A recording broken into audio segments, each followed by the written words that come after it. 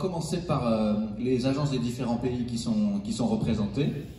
Je vais passer la parole d'abord à Madame Rajatwil, qui dirige le bureau de la FIPA, Foreign Investment Promotion Agency de Tunisie à Paris. Donc, alors, Madame Twil, voilà, prenez un micro.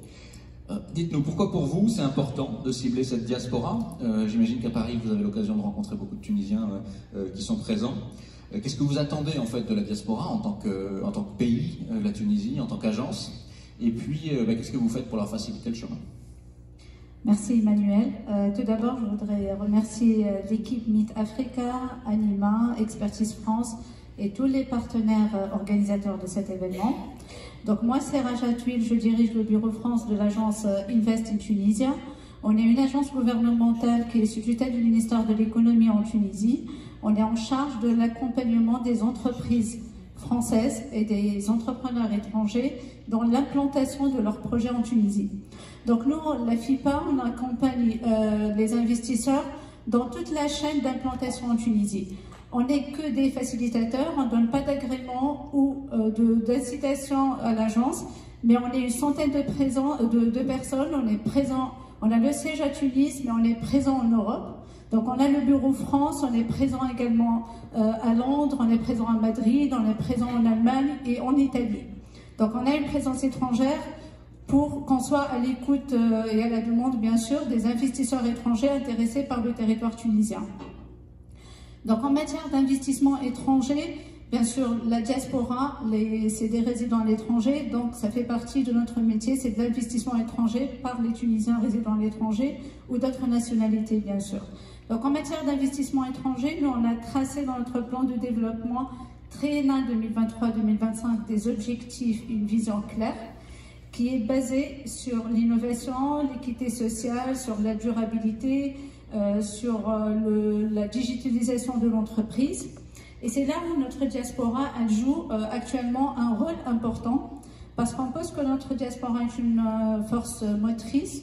Elle est capable de venir en support à toutes ces initiatives innovantes en Tunisie. Nos compétences tunisiennes, c'est une communauté qui est basée dans les pays développés. Principalement, elle est basée en Europe.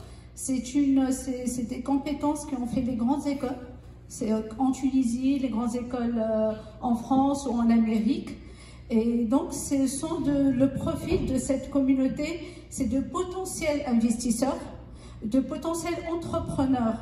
Et donc, ils sont rameneurs c'est une communauté qui ramène l'innovation et les nouvelles technologies en Tunisie. Également, on a plusieurs compétences tunisiennes étrangères qui sont hautement placées dans de grandes entreprises, dans de grands groupes étrangers, internationaux, et plusieurs compétences tunisiennes ont été à l'origine déjà de l'implantation de filiales de grands groupes en Tunisie. Donc, ils sont entre autres aussi nos ambassadeurs qui portent la voix de la Tunisie à l'étranger.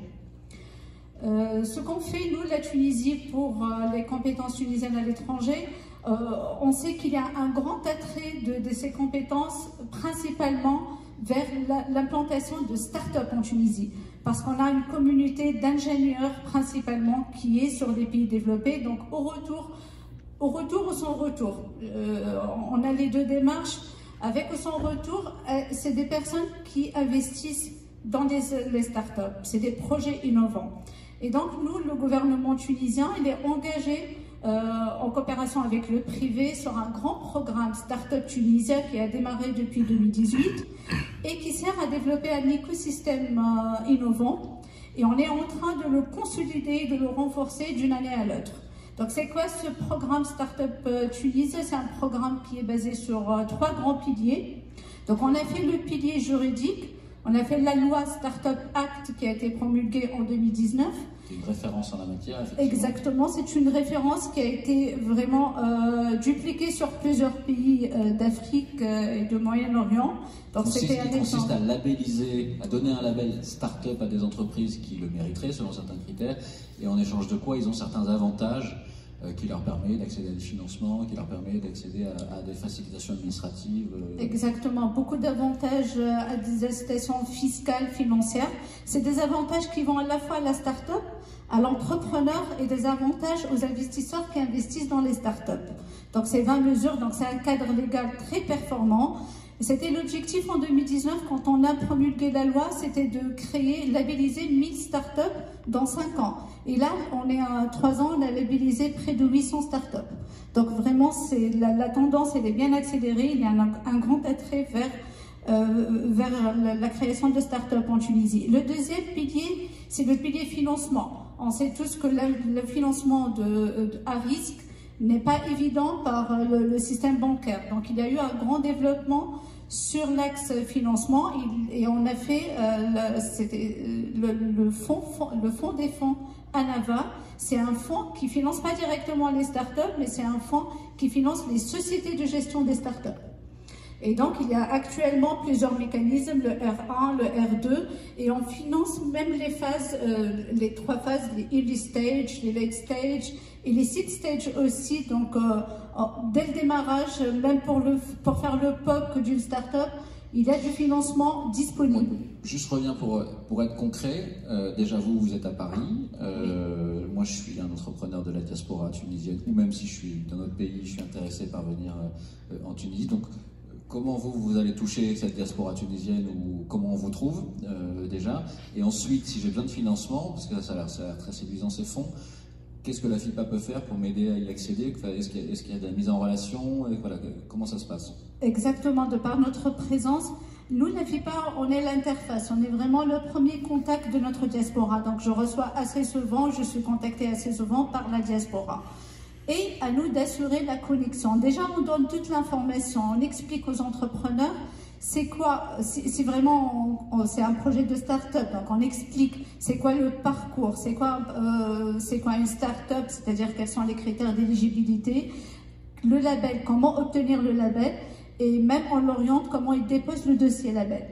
Et après, si la start-up elle est labellisée, elle doit passer par la création. Parce que parfois, soit on fait la création avant ou après. C'est-à-dire qu'un projet d'entreprise qui n'est pas encore créé en Tunisie peut avoir déjà le label. Exactement, il peut avoir un pré-label.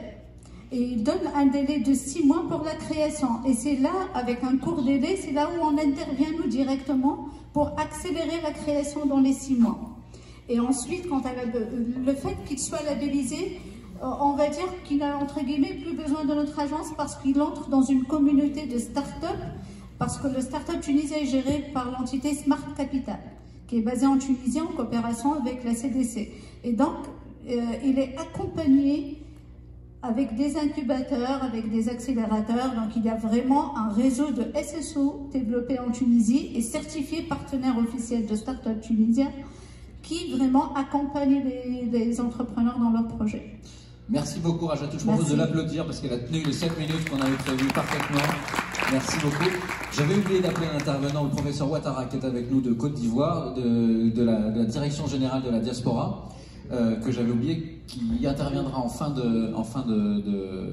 de clôture également. Je vous dis toutes mes excuses, soyez bienvenus avec nous sur cette session.